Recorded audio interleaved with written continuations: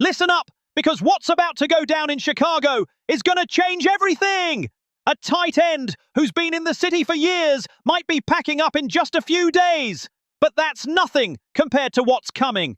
A wide receiver with a multi-million-dollar deal has 1 foot out the door at Soldier Field. And believe me, when I say the cap hit Chicago would have to swallow is insane. And if you thought that was it, you're out of your mind, because there's a legendary name, a defensive monster who knows these streets, who might be coming back in navy and orange. Let me ask you something. After everything we've seen, after years of heartbreak, are you ready to watch Ryan Poles make the boldest moves of his career? Because what's coming in the next few minutes is going to decide if Chicago is finally ready to really compete. Don't go anywhere. This is just getting started. First story, Cole Kmet. Look, I'm going to be straight with you. Cole Kmet is in his final days as a Chicago Bear, and I know some of you are going to say, Miguel, but Kmet's been solid. Solid. That word kills me, because in this league, solid doesn't get you to the Super Bowl. And let me tell you something, the numbers don't lie. 73 catches in 2023, 47 in 2024, 30 in 2025. Let me ask you, is that progress or a straight-up drop-off? I'll tell you what it is. When a guy goes from 719 yards to 347 in 2 seasons, that's not a trend. That's a free fall. And you know what's wild? Chicago's got Colston Loveland waiting in the wings. Loveland wrapped up his rookie season with 713 yards and 6 touchdowns. 6 touchdowns. Kmet had 0 this year. 0. I think when you drafted Loveland in the first round, you already knew Kmet was on borrowed time, and now Poles has to make the call we all know is coming. According to SpotTrack, if Chicago trades Kmet now, they free up $8.4 million in cap space. That's real money you can use to boost this defense. Bring in a playmaker at wideout. Build around Caleb Williams. Because let's be real, the chemistry between Kmet and Williams never existed. Never. And here's what's got me thinking. Remember when we had Greg Olsen? Remember Martellus Bennett?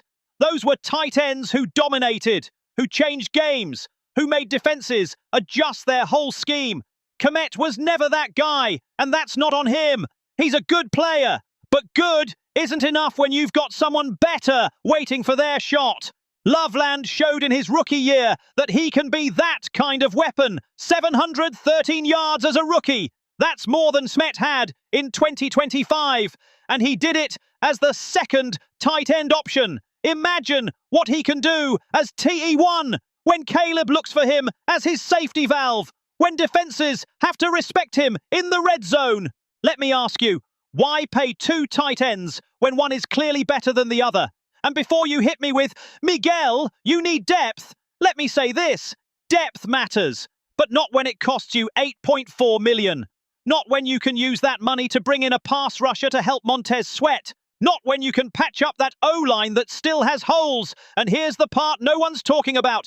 If Chicago trades Kmet and DJ Moore, suddenly you've got a receiver room made up entirely of rookie contracts. Rome, Odunze, Luther Burden III, Loveland. All young, all hungry, all cheap. And with that cap space, you can go chase a monster in free agency. Think about it for a second. The Packers got to pay Jordan Love. The Vikings are rebuilding their defense. The Lions are maxed out on the cap.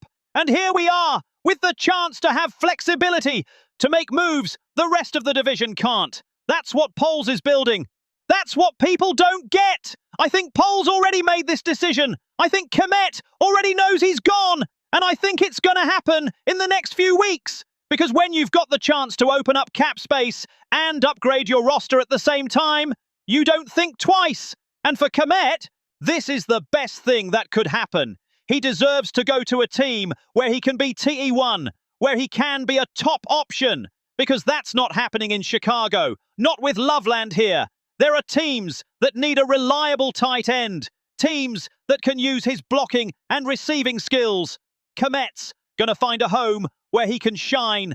But for Chicago, this is about the future. This is about building around Caleb Williams with young, dynamic weapons. This is about having the financial flexibility to make aggressive moves in free agency. This is about winning now, while still building for what's next. And let me say one more thing. When I look at Loveland, I see a guy who can be elite. I see someone with the hands, the speed, the rote IQ to be a top 5 tight end in this league. And the best part, he's on a rookie deal for the next 3 years. That's priceless in today's NFL. So when people ask me if Chicago should trade Kmet, I say, why haven't they done it already? Because every day that goes by is a day you could be using that money to upgrade the team. It's a day Loveland could be getting more reps as TE1. It's one day closer to the 2026 season without maximizing your roster. Second story, DJ Moore. And speaking of tough moves, let's talk about DJ Moore. Because if Kmet's got one foot out, Moore's got his whole body out the door. Look at these numbers and tell me if you see a pattern. 2023, 96 catches, 1,364 yards, 8 touchdowns. 2024, 98 catches, 966 yards, 6 touchdowns. 2025, 50 catches, 682 yards, 6 touchdowns. What do you see? I see a player whose production is dropping every year. And it's not because Moore's bad. It's because this offense has moved past him. Rome Odunze and Luther Burden III became Caleb Williams' go-to guys this season. And you know what? I'm fine with that, because those dudes are the future. But here's the problem. DJ Moore is making $28.5 million a year through 2029. 28.5 per year. And Chicago is 5.3 million over the salary cap right now. So Poles has to make moves. He's got to clear space. And when you look at Moore's contract, when you see that cutting him before June 1st would cost $35.4 million in dead money, you realize the only option is a trade. Now, I know what you're thinking. Miguel, no one's taking that contract. And I say, remember Deebo Samuel last year? The Niners were in the same spot. Huge contract, production slipping, team needing cap space. And Washington bailed them out, took the whole deal, and San Fran got a 5th rounder. I think there are teams desperate for wideouts who are going to call Poles. I think someone's going to convince themselves Moore just needs a change of scenery. And I think Poles is going to answer that call. But let me explain why this makes sense beyond the numbers. When I look at this Chicago offense, I see something we haven't had in years. I see a young quarterback with young weapons growing together. Williams, Odunze, and Burden have chemistry. They've got timing. They've got the future ahead of them. Moore came here in the trade that gave us the pick we used on Caleb Williams. That was part of Poles' plan. Use Moore as the veteran WR to help develop a young QB. And in 2023, it worked. 96 catches, over 1,300 yards. That's WR1 production. But something changed in 2024. The catches stayed the same, but the yards dropped to 966. Touchdowns fell from 8 to 6. And in 2025, it all fell off. 50 catches, 682 yards, 6 touchdowns again. That's WR3 production, not the kind of numbers you pay $28.5 million for. And here's what's got me thinking. Is it Moore's fault? Or did the offense just evolve? I think it's the latter. Because when I watch Odunze and Burden's highlights, I see two guys with better separation, better routes, better chemistry with Caleb. Those are the guys Williams trusts on 3rd and long. So the question isn't whether Moore is good. The question is he worth $28.5 million when you've got better, cheaper options? And I'm telling you, no, not in today's NFL, where the cap is everything. Think about what Chicago could do with $28.5 million. They could bring in an elite pass rusher. They could fix that O-line. They could sign 2 or 3 solid free agents to plug holes in the roster. They could make multiple moves that seriously upgrade the team. And here's the part no one wants to admit. Moore deserves better than this. He deserves to be on a team where he's WR1, where he's the top target, where he can put up 1,000-yard seasons again, because the guy can still ball. He just doesn't fit what Chicago's building. Let me ask you, would you rather have Moore making $28.5 million as your WR3, or use that money to bring in players who actually make the team better? Because that's the decision Poles has to make. And I think the answer's obvious. And look, I get the nostalgia. I get that Moore was part of the trade that brought us Caleb. I get that he's been a pro through all of this, but business is business. And in the NFL, you can't afford to pay a WR3 like a WR1. The Packers don't hesitate to make these moves, neither do the Vikings. The Lions built their squad by being ruthless with the cap. And if Chicago wants to compete in this division, they've got to have that same mindset. So when people ask me if Moore's getting traded, I say it's just a matter of time. Because Poles isn't dumb. He knows this team needs flexibility. He knows Odunze and Burden are the future. And he knows 28.5 million can completely reshape this roster. Third story, Khalil Mack. And now comes what everyone's been waiting for, the move that could make this offseason legendary for Chicago. Khalil Mack might be coming home. I know some of you are saying, Miguel, Mack's 34. And I say, so what? This dude is still a problem. The Chargers know it. The league knows it. And Ryan Poles better know it too. Look at what Mack did in 2025. 5.5 sacks, 42 total pressures, 4 forced fumbles. And here's the crazy part. 25 of those pressures came in his last 6 games. This guy gets better as the season goes on. At 34, let me put it in perspective. Those 5.5 sacks would have been 3rd on the Bears this year. 3rd on a team that's desperate for pass rush. Montez Sweat can't do it alone. Dio Odeyingbo was a total bust in free agency. Joe Tryon-Shoyinka didn't work out after the trade. Chicago needs help. And here's the beauty of it. Mack knows Chicago. He played here from 2018 to 2021. 36 sacks in 4 years. 121 solo tackles. 14 forced fumbles. This man was dominant in navy and orange, and the city loves him. But let me take you back to 2018. That year was special. Chicago went 12-4. We won the division. And Mack was the main reason.